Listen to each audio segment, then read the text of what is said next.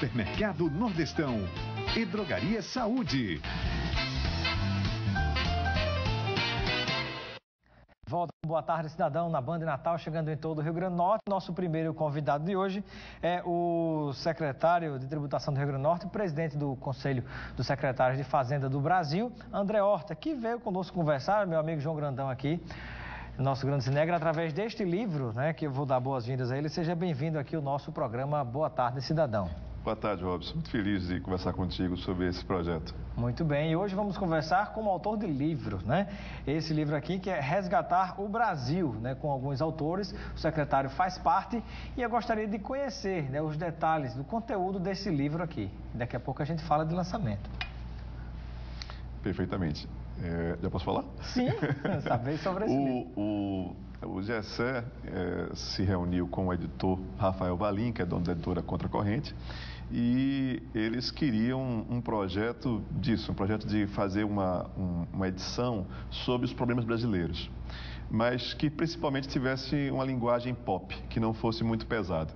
Os problemas que se quer discutir aqui são problemas muito densos, e a gente precisaria tratar isso de uma forma leve, né? Tratar um problema complexo, mas com a linguagem popular. Com a linguagem popular, acessível. Que fosse fácil a leitura, fosse agradável a leitura, né? E que isso inteirasse o cidadão brasileiro, que isso emancipasse ou fosse uma ferramenta, né, de ajuda, de auxílio na emancipação da cidadania do brasileiro. Então, o GECES, que é um dos maiores sociólogos do Brasil, tu sabe disso. Ele, inclusive, tem livre docência, né? Tem livre docência, diversos livros lançados, a Elite do Atraso é um recordista nacional, né? Já é um grande... E a Tolice na Inteligência Brasileira, dentre outros, né? São livros espetaculares. E quais são os temas que são abordados aqui neste livro, Resgatar o Brasil? O GECE, que puxa o primeiro ensaio, ele trata sobre a forma como se manipulou a corrupção no Brasil, né? A corrupção é algo que todos nós nos preocupamos, é uma coisa extremamente relevante, mas que terminou sendo utilizada de uma forma que está corrompendo o conceito de corrupção. Então ele quer mostrar como você dá esse foco exagerado na corrupção, você tira, inclusive, o olhar, né, sobre elementos que corrompem a nossa sociedade, que são legalizados, né, como os juros de dívida, por exemplo, os juros, né, como o sistema financeiro, por exemplo. Nós pagamos a metade do que a gente arrecada imposto no Brasil, a metade, 48%, vai para pagar a dívida, e juros de dívida amortiza pouco, né? Aí você bota teto de gasto na saúde, na educação, na segurança e não coloca para juros de banco. Isso é que é interessante, né? Diversas questões. Na minha área, por exemplo, tributária, Esse é o seu tema no livro, né? A área tributária. Na minha área tributária, a sonegação, por exemplo, né? Sonegação é algo que se estima que o valor econômico do prejuízo nacional seja 7 vezes maior do que a corrupção no Brasil.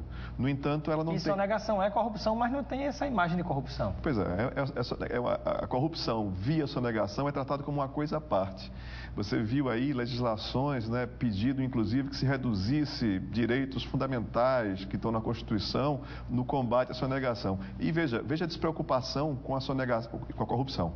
Veja a despreocupação com a sonegação, que é uma questão economicamente muito mais relevante, 7 vezes maior se estima, e no entanto, praticamente nem crime, é um crime branco, porque se você pagar alguma coisa, alguma apuração que haja da Lei 837, a Lei de Crime contra a Ordem Tributária, você pagando ou até parcelando, né, a dívida, você afasta a punibilidade.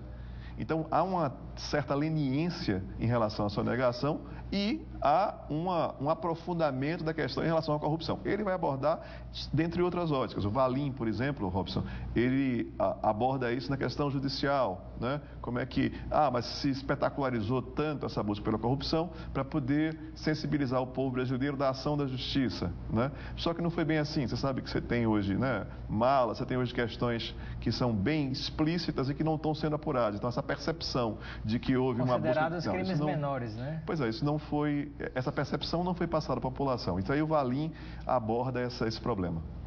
Gostaria de saber de André Horta, né, sobre os demais detalhes que nós vamos encontrar neste livro aqui, que a gente pode compartilhar com os telespectadores, né, sobre o conteúdo, os demais temas abordados, os demais autores também, né, temos, como você falou, o Gessé Souza, o Gilberto Maringoni, Ladislau, aqui o Fim da Farsa, o Fluxo Financeiro Integrado. O que é isso?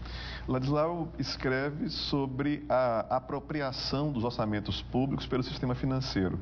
Como isso acontece, como isso não consegue sensibilizar a população da mesma forma que outros problemas.